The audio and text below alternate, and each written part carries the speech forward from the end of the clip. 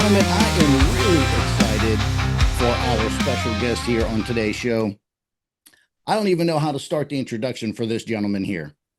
He happens to be the host of Mojo's Duck Season Somewhere and also the founder of GetDucks.com, Mr. Ramsey Russell.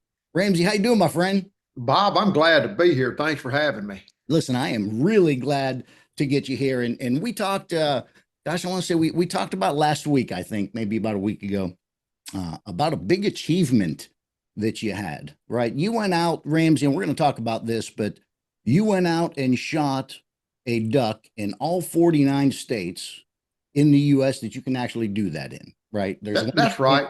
I don't know how big of an achievement that is, but it just, our GetDucks.com, our slogan is, it's duck season somewhere, because it is 365 days a year. If you don't mind traveling a little bit, sometimes it's duck season. And, here in the deep South, and those guys in Carolina can relate, our season's kind of late in the year.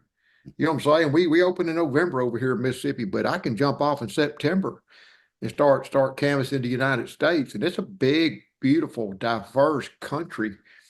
And right around the pandemic, I had realized, I just took inventory and said, I've kind of sort of accidentally hunted 30 something states. Mm-hmm. I need to hunt them all, and so it took a little longer to accomplish than I thought it would, because it's not easy getting from here to there in a pickup truck. Right. You know what I'm saying? Which is what I do. And sometimes I get bogged down. I might end up in Canada and get bogged down, or get up in Utah and get behind, as I started hitting these new wonderful states. But I did, the hardest two states for me to scratch off the list turned out to be West Virginia and Virginia. Okay. Only because they've got real funny splits, or I should say their splits hit me funny. It hit my schedule kind of wrong. Okay. And so this year I had to recalibrate and say, okay, I've got to get there before Thanksgiving, or I'm not going to have a chance to do it. And I did it. But I got to say, Bob, that beyond the ducks and the geese and whatnot, and just the experience of itself of this big, beautiful country we've got here in the United States, it's the people.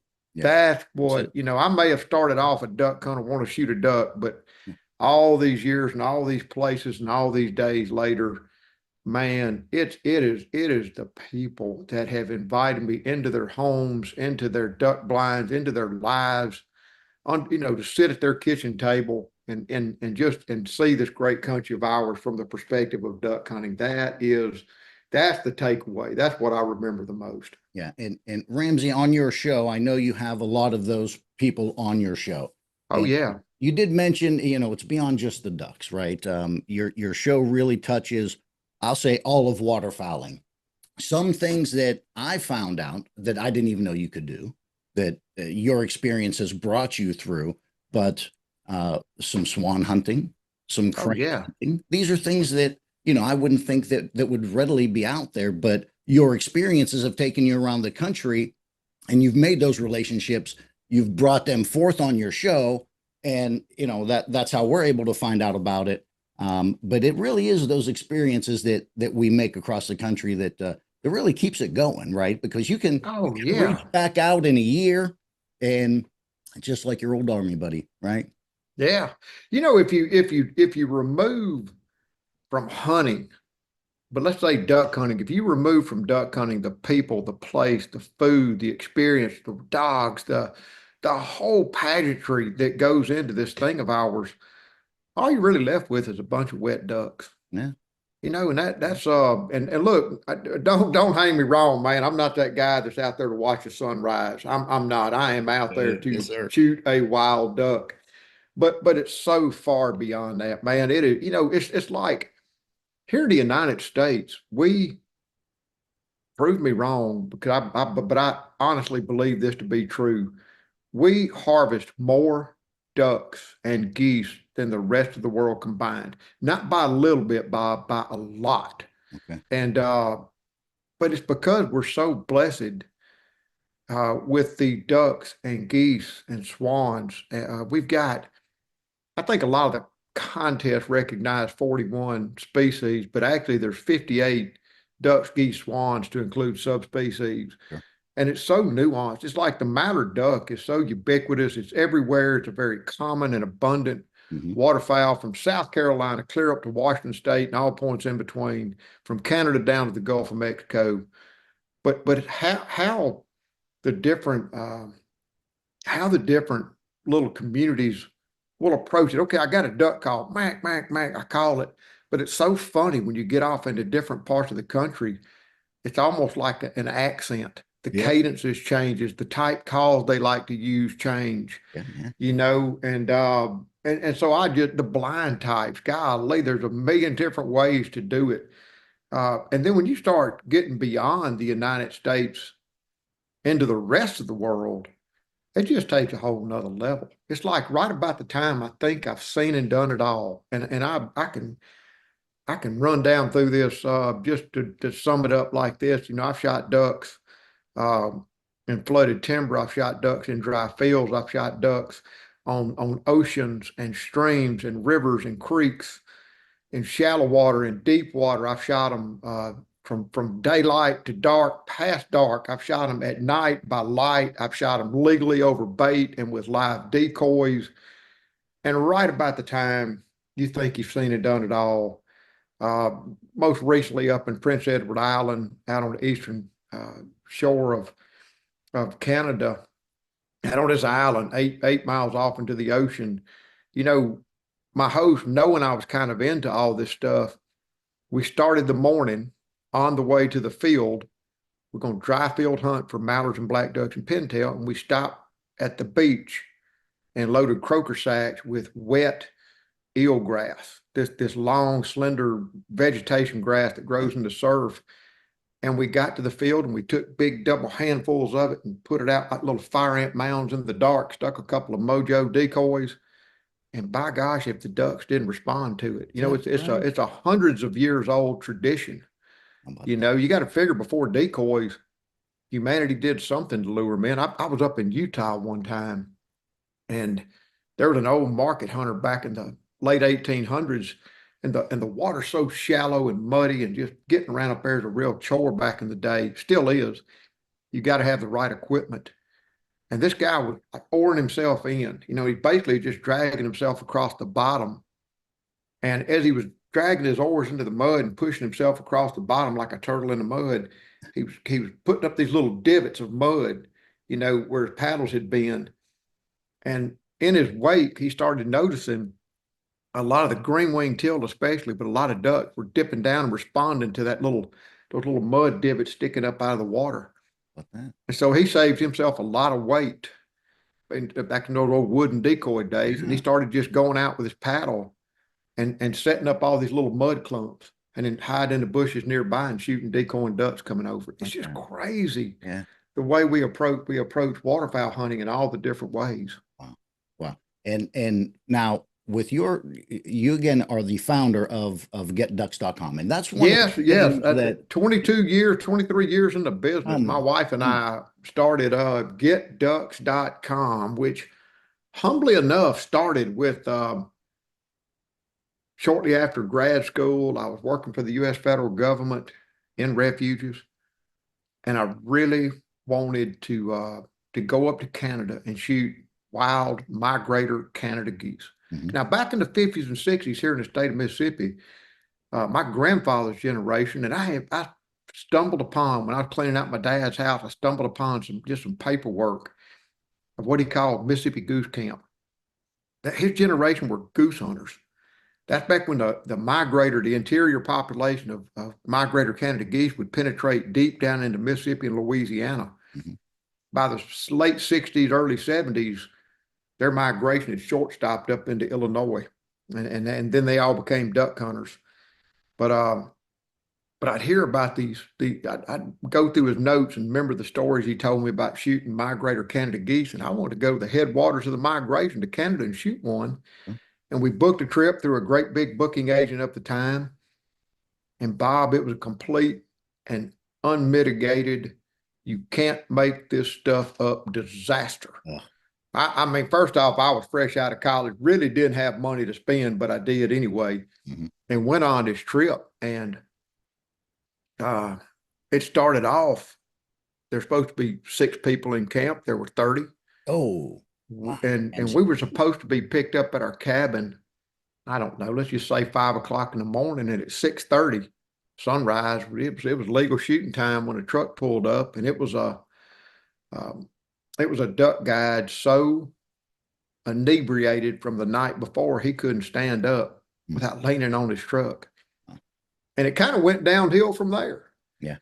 We made silk out of a sow's ear. We got out and beat the bushes and had some memorable hunts ourselves, but it just made me realize there's got to be a better way. And I started reaching out and talking to some other people back before the internet was quite the internet. And I met a man in Alberta, an outfitter, who later described that initial 2-hour interview as being like a bunch of federal agencies tying him to a beach and hitting him with rubber hose, you know. Yeah. And but we showed up, and I brought a few friends with me. And the following year, a lot more friends, and the following year, even more friends, because word got out we were having a good time up there. Yeah. And he called me out to drink beer with his guide staff, and he said, "Ramsey, I want you to be a booking agent." I said, "What the heck is a booking agent?" I'm a forester with U.S. Department of Agriculture. And he said, no. He said, "You can still be a forester, but," he said, I just want you to send me some hunters and we'll pay you a commission."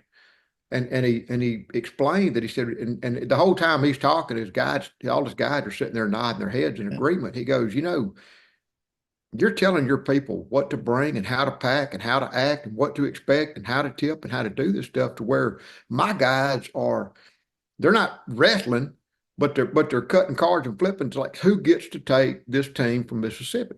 There you go. He said, I just really think you've got a future in this." And so I came back to Mississippi and started a website. You know, I had to have one of these newfangled web pages. Now everybody's got one, but at the time it was kind of a big deal for me. And I built this little web page, a free software, 3 or 4 page glimpse, that I had an Alberta duck hunt, a homepage, and I was doing habitat consulting, and never dreamed when we launched that website, never dreamed in a million years that I would exit federal government a few years later, halfway to retirement, and step out on my own and work for myself. How about that? Doing this. But it took off. You know what I'm saying? At the time, you know, I had been approached by a couple of other people doing that kind of stuff to send some folks here, there, and yonder. And as I looked under the hood of the truck, so to speak, see how it's working, I just realized it was fraught with, I don't know, it wasn't the way to do business. I felt like there was a better and more honest and more truthful way to do business. Yeah. And that's, but still, I never dreamed it would turn into what it did, but it did.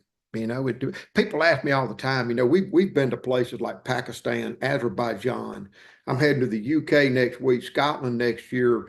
I've been from the Northern Territory clear down to Tasmania, Australia. That's probably more than a lot of Australian duck hunters themselves have been. And people ask all the time, "Well, how do you find these hunts?" Yeah, right. And I do my diligence, and I'm always looking. You know, I'm a bird nerd. I mean, I've got a couple of bird books around here. I'd hold one up if they were in it. That just talk about all the species of the world, and I'll look and I'll do a little research. But honestly, 20-something years into the business now, the hunts find us. I mean, you know, we get reached out to by, I've been to places like Romania, you know, or all kinds of places around the world. The one corner of earth that is eluding me right now, and it has been, and I'm not going to yell calf rope because it's just one phone call away, but Southeast Asia, you know, South Korea, North Korea, Vietnam, Thailand, somewhere up in that area right there is where, and I think it's just because there's so much humanity and so restrictive gun laws and things of that nature.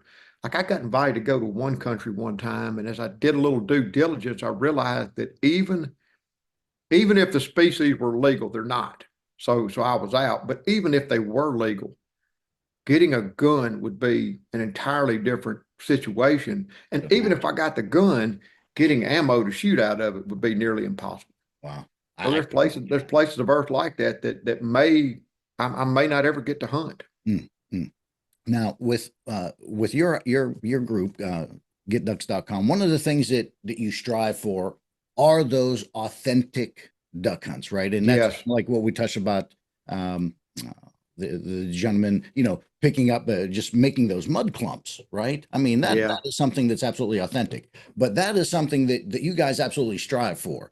And I know that you put the effort into that. But Ramsey, let's talk a little bit about, you mentioned something about hunting in some of these countries where it's very restrictive and almost, well, what was the most difficult one that you were able to hunt? I mean, what kind of hoops did you have to jump through? Would it be something like Russia? Would it be something, what was that country that was the most difficult to get to, but you are allowed to hunt in? Oh, that's a good question. Australia is not without its complications because of the anti-hunters down there. Holland is touch and go because of anti-hunters. Okay. And they caused a lot of problems. When you start getting into some of these countries, the firearm paperwork, thank the Lord for National Rifle Association and conservative politics in America. We just think we've got it bad, man. I mean, there are some real serious gun laws. There are places on earth, we go into parts of Russia, we can't bring a firearm. Sure. And we have to use what they've got. So each location, even places like Argentina, which are pretty mainstream, or Mexico, every country has its own unique circumstances. And we do, whereas 20-something years ago, if you opened up hunting magazines and looked at wing shooting destinations, everybody was, the taglines for a lot of the advertising was kind of like Grey Poo Pond, well, discriminating hunters. What the heck is a discriminating hunter? It's almost like they were saying for people with more money than sense. There you go. And I'm a plain Jane crock wearing Mississippi boy that grew up at duck camp and grew up at hunting camps. And, me and my people, we were there for fellowship with each other, but just to go out and hunt ducks. And we've kind of crafted our company as real duck hunts for real duck hunters. There you go. And still, not much, but sometimes we do get phone calls where the first line of questioning is all about the lodge, all about the meals. And I borrowed from an epiphanal conversation with a client one time at convention. The man had enough money to go anywhere on God's earth he wanted to. He explained that he had come to my booth because he'd heard about us and what we do. And I began to kind of pitch to him a la-di-da hunt. And he said, whoa, boy, hang on a second. Wait a minute. Like started reeling me in like a cowboy on Yellowstone. Whoa. He said, you hung me on the wrong peg. If I want all that stuff, I'll take my wife to Italy. That's it. He said, I want a real duck hunt. I want to be among real duck hunters and experience a real duck hunting vacation. And, it kind of, as I think about that, the Hilton experience. You can go anywhere on God's earth, stay at a Hilton, and it's the Hilton experience. It doesn't matter if you're in Azerbaijan or Calgary, Alberta, or Jackson, Mississippi. The Hilton is the Hilton.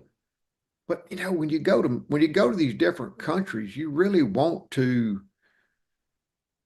be immersed in that local culture and that local tradition. That's what I think we want. We go to Scotland and stay in a little hotel and eat dinner at pubs and go tour distilleries, or we go to Argentina and we eat a lot of the beef and a lot of the local foods and drink the local wine. And that's so important to the experience beyond just the trigger pull. The trigger pull, take it for granted. I mean, what I'm saying? It's the hunt's going to happen.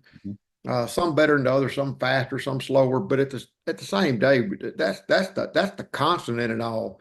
What makes the hunts different from each other is just that cultural context. Sure. And so that's what we look hard for.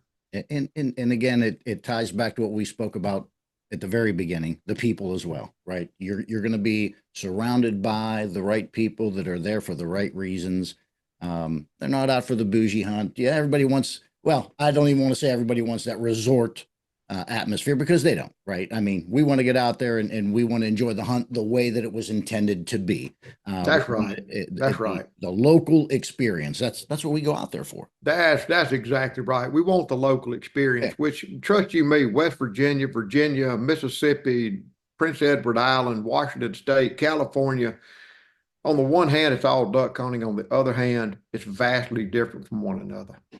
You know, whether it's the hunting techniques or styles or species or just the local culture and traditions, it makes it such a huge adventure. Somebody asked me, one of the most common questions I get asked, Bob, is, what's your favorite hunt? And you know, man, look, you're talking to a guy that we're recording on mid-December, not even quite mid-December, December 10th, 9th or 10th. And since June 1st of 2024, I've been on 102 duck hunts. You know what I'm saying? On 4 continents. Wow. And so what is my favorite hunt? I'm gonna tell you, this sounds crazy, but it's the truth. My favorite duck hunt is the very next one. That's always my favorite. It's like a Christmas gift sitting under the tree. You know, the sun's coming up. I'm in the blind. The sun's coming up, and you never know what the day's going to bring. And it doesn't matter where on earth you're sitting when that sun comes up. In fact, I was explaining to a buddy of mine last night on the phone how he's known me a long time. We've been friends 20 years, but I got to telling him this most recent road trip. Now, I'll usually leave home early to September, early to mid-September, and go down to Louisiana, coastal Louisiana and Texas, and chase blue-winged teal, because I love blue-winged teal that time of year. I love that September season. It's warm and those little birds are migrating. I love that shallow habitat. And I love those little birds. And then I'll jump clear up to Canada. This year it was 6 Canadian provinces over a period of a couple of months that concluded in Virginia, West Virginia, like we talked about. But there'll be, you know, so just imagine I'm hunting for 2 to 3 days, and then around lunchtime transferring, driving to the next location, hunting for 2 or 3 days, driving to the next location, and the drive may be an hour and a half, or it may be 30 hours. Yeah. You know, but it's so crazy. I started noticing that, you know, after a period of time of doing this constantly, being gone 275 days a year and all these different time zones around the world, but I wake up in the morning and a lot of times I almost don't even know where I'm at. Yeah. I mean, I might be waking up like I'm in Alberta, but I'm in Ontario, or I'm in North Dakota, or I might wake up like I'm at my camp in Mississippi, but I might be in Azerbaijan. And it's kind of just for a few minutes as I'm gaining consciousness, I don't really know, but I step up and I put on my hunting clothes, and my dog knows my routine. Oh, Char dog, buddy, she knows my routine. And when it's go time, boom, she's down and underfoot, ready to roll, and off we go. And it's just duck hunting in a new place, a new time, a new species, time and time again. And it sounds, you know, if that sounds confusing or like I'm complaining, man, I hunt so much I don't even know where I'm at. It's really not. It's like making this beautiful gumbo. And, you know, you put in the Holy Trinity, you make the roux, you put in your andouille, you put in your oysters, you put in your duck. Sometimes I'll add rotel tomatoes. I know that's sacrilege, but I do. Sometimes I add okra, sometimes I don't. Yeah. But once that gumbo's made, it's all the same. All the individual components of it are beside the point. It's just really good gumbo. Yeah. And that's what I like about it. Yeah. Well, and all of that, Ramsey, all of those experiences, right, is what makes you able to bring those stories out to all of us, man. And honestly, right. Listen, we absolutely love that. And but I want to know now. I want to know what does a young Ramsey Russell do? How do you get into duck hunting as a young Ramsey Russell? I know you talked a little bit about getting into your hunt camps, right? Some deer camp, duck camp, things like that. When did that all start for you, Ramsey? Man, I'm a late start compared to a lot of these guys. A lot of these guys that started duck hunting, like my boys. I've got a 25 and 27-year-old son, or sons, I should say, that before, well, our deal was, and mom was sitting there trying to get them potty trained.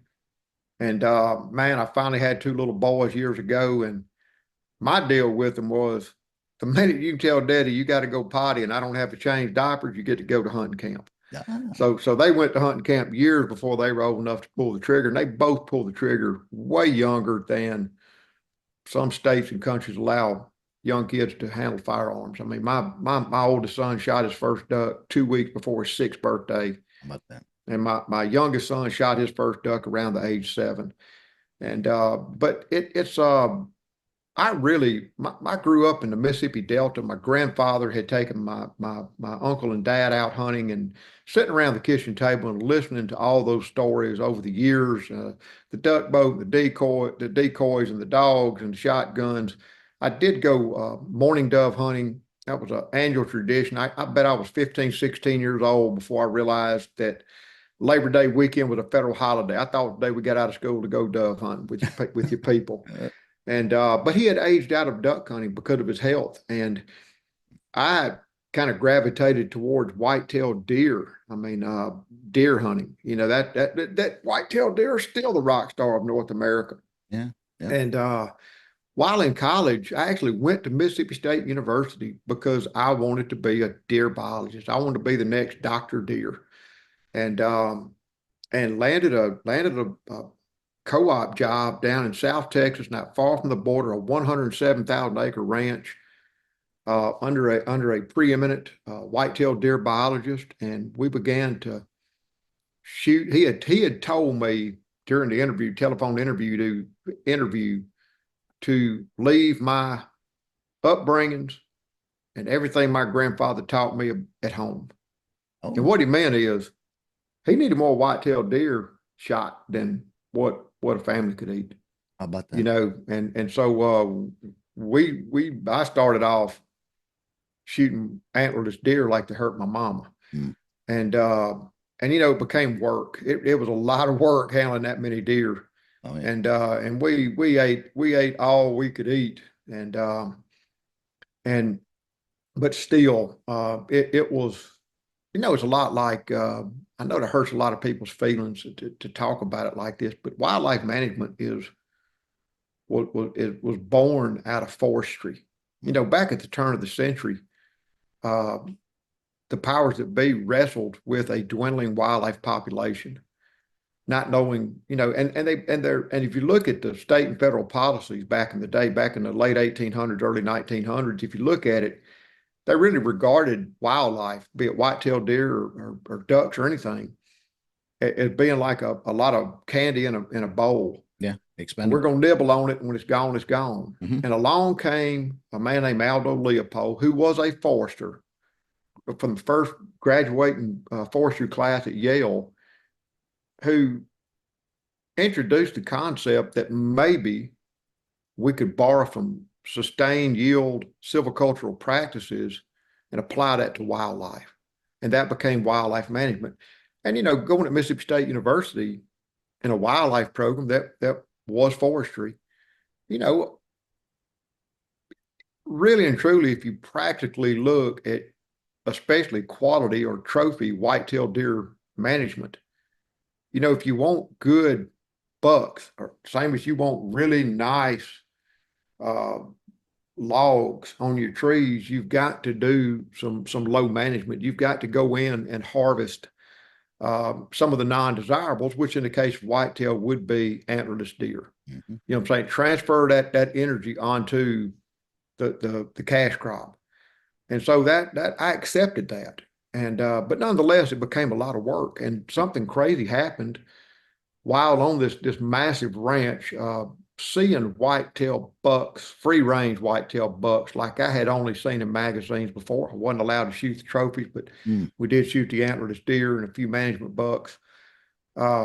a strange thing happened is that to entertain myself for work, I was having to shoot antlerless deer and plant food plots and do all that fun stuff. But in the after hours, I'd go out and shoot mourning doves or bobwhite quail or ducks. And it started, and those first hunts, I didn't have a call. I didn't know how to call. I had a dog that would fetch ducks out of the water and a shotgun. But it just something stirred. Mm. It's just being out there with those ducks and remembering those stories of my upbringings, my granddad and my dad and my uncle and things of that nature. Something stirred in me to where, man, I came back and I forgot all about deer hunting. I became a duck hunter. And at the time, Bob, the limit was two mallards in the Mississippi Flyway. And I got invited with a fraternity brother to Arkansas. And we were hunting in flooded timber on public land. And I'd hardly ever forget any time I've hunted in flooded timber, but I just, that first flock of ducks, them calling and snagging those ducks out of the air and them working low over the trees and then spilling into over the edges of the trees and into the hole right in our laps. Yeah. It just, man, I never looked back. It was boom. I was hooked through the mouth, man, with a big old owner hook, and I never looked back. So they fly in, they present themselves, and you talk about that a lot, right? And I think that's one of the things that you, even to this day, Ramsey, when you go out and you're actively hunting all the time, you look for them to present themselves in. Right? Yes, and I do. I do. That's what hooked you, and is that what still drives you? It is. My oldest son, both my sons really, but a lot of my close hunting buddies give me hell about being the guy that's always out in the decoys, because we get where we're going, the wind is doing this and that and another I'm talking about our own stomping grounds. Mm-hmm. And we put the decoys out and hatch a game plan, but then I'm always going to go out and move the decoys just a little bit. I don't want the birds just coming in. I want them just belly up looking at us. You know what I'm saying? I want them very vulnerable to when they present themselves. And but the world is much bigger than my own backyard too. I mean, pass shooting is a real big deal. Right. There's a lot of different ways. Last year we were down in Tasmania. I went last January. One of the last geese in the world I needed to harvest was called a Cape Barren goose, way down on the Tasman Sea on an island.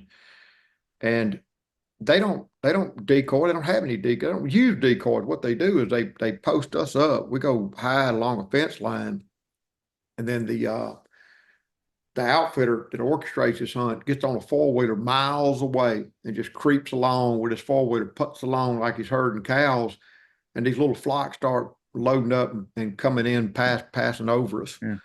And that's a good way. That's a good and productive way to hunt. I mean, pass shooting, is just it's a way of hunting. You can't get just locked into how you like to hunt birds, because the world is so much bigger and so much different, so much varied. Some of these species don't. We all think, mallards wrote the rule book Mm-hmm. for calling and decoying birds, but there's 165 species of ducks worldwide, maybe 135 subspecies of them can be hunted, and think with one mallard and a few mallard-like ducks. The rest of them kind of do their own thing. We get down to some of these species we hunt. We go down to South Africa, and we pass shoot and decoy spur-winged geese and Egyptian geese and yellow-billed ducks, which very much like a mallard, and red-billed teal. Some of the other birds will pass over, give you a shot, but then there's some that little pygmy goose or Hottentot teal. They're not going to decoy. They're not going to come in. They're not. You've got to spot and stalk and deploy alternative hunting methods to them if you're going to harvest one. That's just the way it is. And that, like I say, right about the time I think I've seen and done it all, boom, there's another species in another place, and we approach them a different way, Yep. which in and of itself is rewarding. Well, But I do like hunting birds that will present themselves. You can take the boy out of Mississippi, you can't take Mississippi out of the boy. And I know that I'm thinking of Mexico and Argentina primarily, where there's such an abundance of wild birds that they kind of sort of hunt them like we do, but not really. I mean, countless of the times in one of them Latin American countries, I've been putting the blind with a hard wind straight into my face, which is the last wind you want when you're hunting birds if you got a choice. But, You know, you want the wind behind you to the sides so the birds will come in to the wind and present themselves. You know, it's just a lack of nuance. You know, they don't have to practice and perfect the nuances of getting birds to present themselves because they've got such an abundance of it. And I can remember one time on a great hunt, it's absolutely legendary. For the 20 years we've been in business, a very, very, very remote place in Argentina. We are at no time during the week are we any closer than 20 or 30 miles from the nearest tire tracks, let alone roads. It's a very remote location, very naive and unpressured birds that we're hunting. And it was like that the first couple of times. And one day at dinner with the guide staff, I just explained to them this thing about getting the birds to present themselves, da da da da da. And the next morning when I showed up to the blind, they had not thrown the decoys. They were waiting on me to throw it and show them how. And I had sure enough had a quartering wind into my face.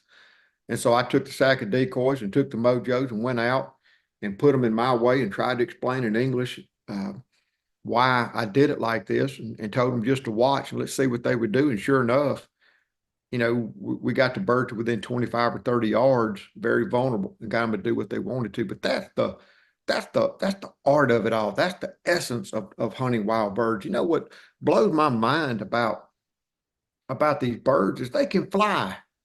I mean, if you think about it, even though their range and distribution is not necessarily worldwide, nonetheless, this little bird has wings. He's got the entire sky surrounding the world to fly.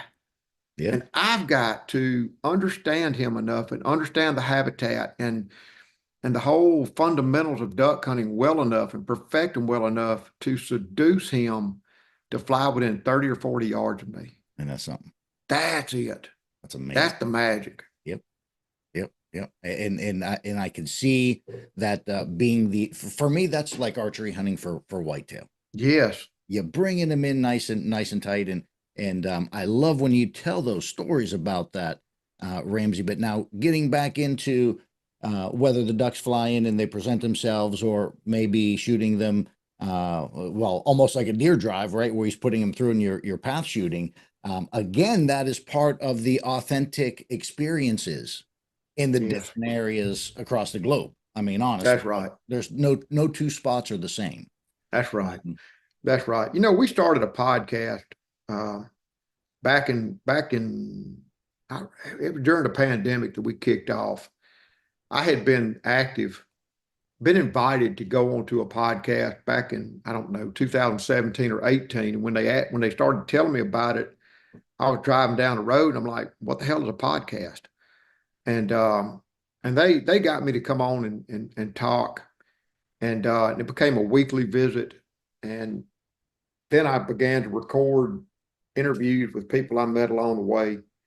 Because like I say in the intro of our podcast, you know, when you travel 200 something days a year around the world, man, I meet the most interesting people.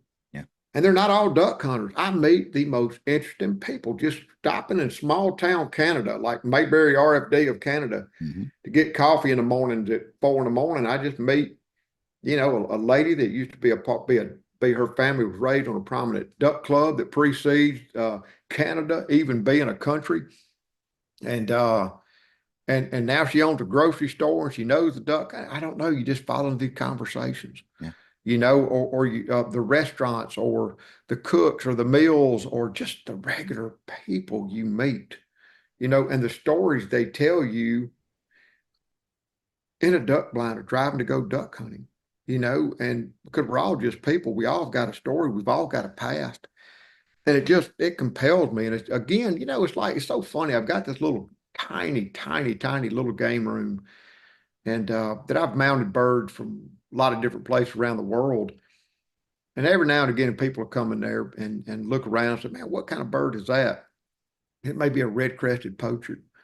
You know, that was one of my really one of my bucket list species, one of my last true bucket list species. We went to Azerbaijan. We hunted 8 miles from Iran, near the Caspian Sea, Wow. and brought this bird to bag. And boy, I could go on and on about, they're in the same genus as rosy-billed poachers, which I've shot a lot of down in Argentina, the same genus as southern poachers, which are primarily in Africa. And one thing about that species is they're a kind of a diver, but they've got dark bodies and they've got a lot of white towards the ends of their primaries and secondaries. And when you see them in flight and they bank, it's just a very striking, like a white stripe on this dark bird. And I'd been hunting for hours in this blind. It was cold. It was windy. I think it was spitting rain a little bit. And had shot tufted ducks and Eurasian widgeons and green-winged teal, shot a mallard, shot a few gadwalls, shot a few shovelers. It's crazy how some of these birds are throughout the entire northern hemisphere. And about a quarter mile, half mile away, I saw this flock of birds working this big open water. And when they kind of all got together and banked and began to turn, I recognized immediately what they were, and I began to call, and they came right into the decoys, and we tripled. And there it was. I had the bird I'd come for. But when I look at that bird mounted in that little room right there, and my room is just literally a little den at camp. So I can sit in this little recliner and look at everything. And when a lot of times when asked about that bird or looking at that bird or any of the birds in that room, it's really never about the bird or the species. My story is, well, it's a red-crested poacher. And as I start telling that story, it's really not so much about the bird or the place. It's about the people. Like that particular hunt, there was this little guide named Ideal. And man, it was cold. And about midway through the hunt, he rummaged through his looked like a little school book bag. That's what he carried for a blind bag.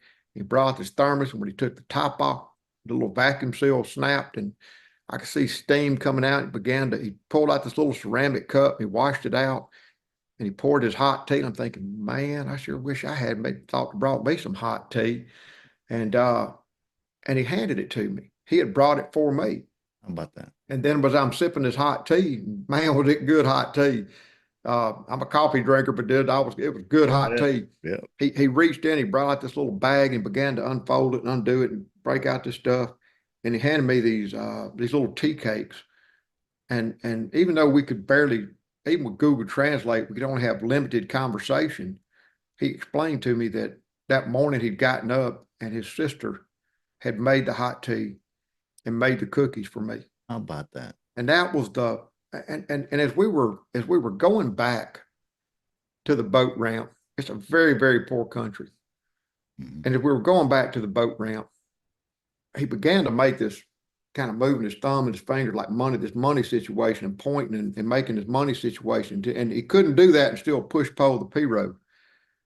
And I'm like, here we go, boy. I'm getting shook down. Here we go. And he was trying to explain something. I couldn't understand it, even with Google Translate. All I knew is it sounded to me like he wanted some money. And I'm like, I ain't got no money. And here we go. And he took some money out of his pocket, not much, and showed it to me and kept pointing. And I realized that what he wanted was that decoy, that Mojo, that brand new Mojo decoy I had brought. Right. I never leave home. I hunt worldwide with Mojo decoys because they work. And I called my translator and put him on the line, and it embarrassed little Adele badly. But I was trying to put this fire out, and he handed the phone back, and the translator said, Ramsey, how much money did he offer you? And I told him. He said, well, that's about $6 US. That's every penny he's got to his name. And what he's trying to do is he's trying to buy the brand new decoy, because he knows with that decoy that he'll be able to feed his family by killing ducks. How about that? How much you think I charged when I left the hunt? How much you think I charged him for that decoy? I gave it to him. I bet you did. I gave it to him, and it's just, I wish he spoke English and I could record a guy like that. You know what I'm saying? About, because this is a part of the world that you know the ducks are in the marsh or not.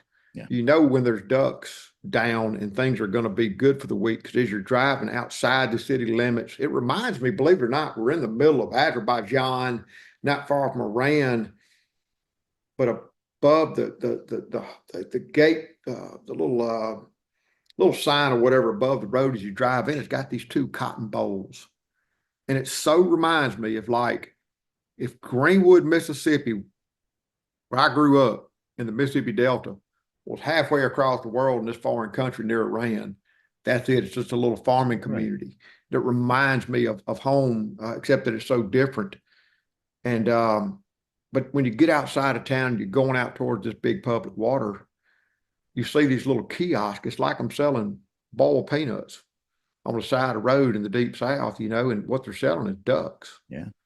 And I've stopped and filmed it and taken pictures before. And I asked, is it legal? And my host just shrugged and said, well, no, it's not legal. There's rules against it. But he said, Ramsey, my people have been eating duck for 2,000 years. They're not going to stop now. Yeah. And so few people have access to hunt over there. So they market hunt.